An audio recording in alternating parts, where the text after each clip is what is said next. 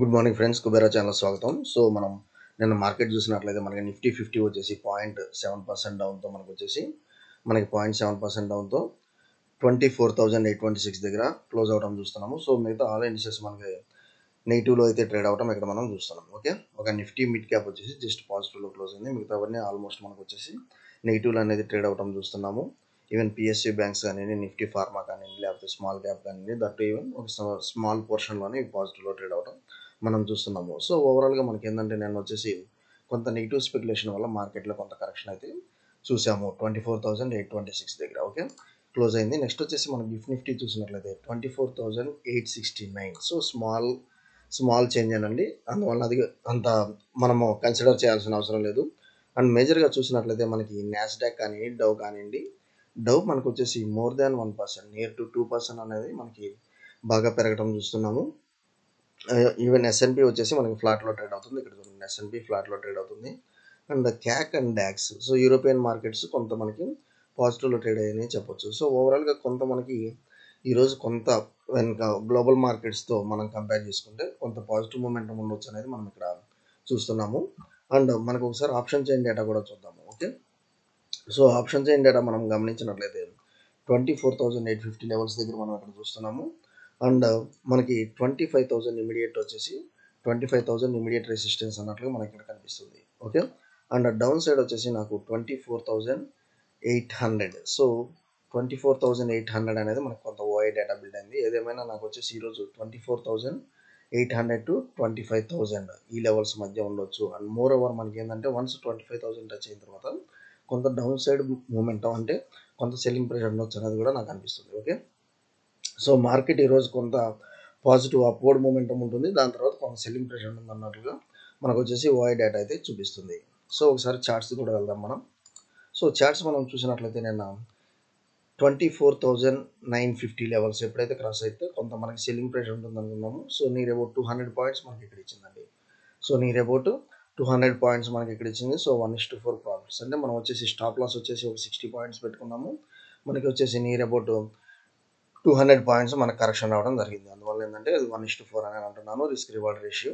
And then again మనకు వచ్చేసి second time కూడా మనకి ఎంట్రీ ఇచ్చింది. So 24,950 levels. సో ఎప్పుడైనా మీరు rectangular pattern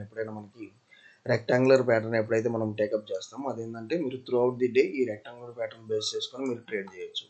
so through out the day ఈ రెక్టాంగులర్ ప్యాటర్న్ యూజ్ చేసుకొని మీరు ట్రేడ్ చేసుకోవచ్చు.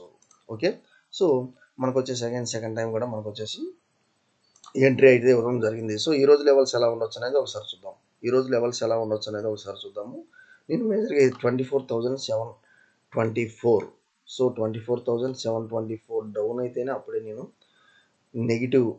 నేను ఇంకా ఫర్దర్ డౌన్ మూమెంటం ఉండొచ్చు అన్నట్లుగా నేను చూస్తున్నాను. ఓకే, ఫస్ట్ వచ్చేసి ఈ లెవెల్స్ క్యారీ చేద్దాం, 24,750 లెవెల్స్. దెన్ అగ్రెసివ్ సెల్లింగ్ అయితే నాకు వచ్చేసి 24,730. ఓకే, కాకపోతే ఏంటంటే మనకి 25,000 దాకా నాకు వచ్చేసి కొంత అప్సైడ్ మూమెంటం ఉండొచ్చు అన్నట్లుగా నాకు ఓఐ డేటా అయితే చూపిస్తుంది.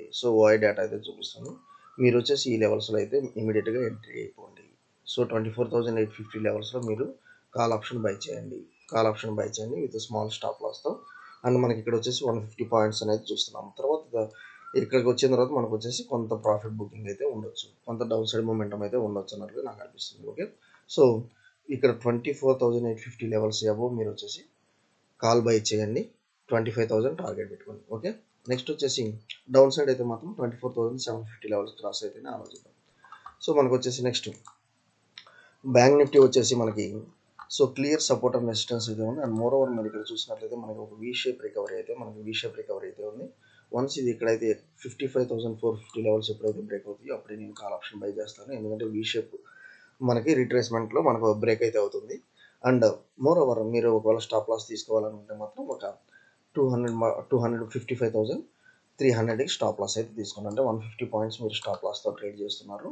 అండ్ మోర్ ఓవర్ మీరు వచ్చేసి మంచి టార్గెట్స్ అయితే నాకు అప్ సైడ్ అయితే కనిపిస్తుంది. సో ఫస్ట్ టార్గెట్ 55,800 లెవెల్స్ దాకా మనకి మంచి టార్గెట్ అయితే మనకి బ్యాంక్ నిఫ్టీలో కనిపిస్తుంది one compared with Nifty. Okay, so and down side అయితే మాత్రం ఈ 55,100 లెవెల్స్ అయితే క్రాస్ అయితే మీరు డౌన్ సైడ్ అనేది ప్లాన్ చేద్దాం అగ్రెసివ్ సెల్లింగ్కి. ఓకే, అగ్రెసివ్ సెల్లింగ్ అప్పుడు మనం ప్లాన్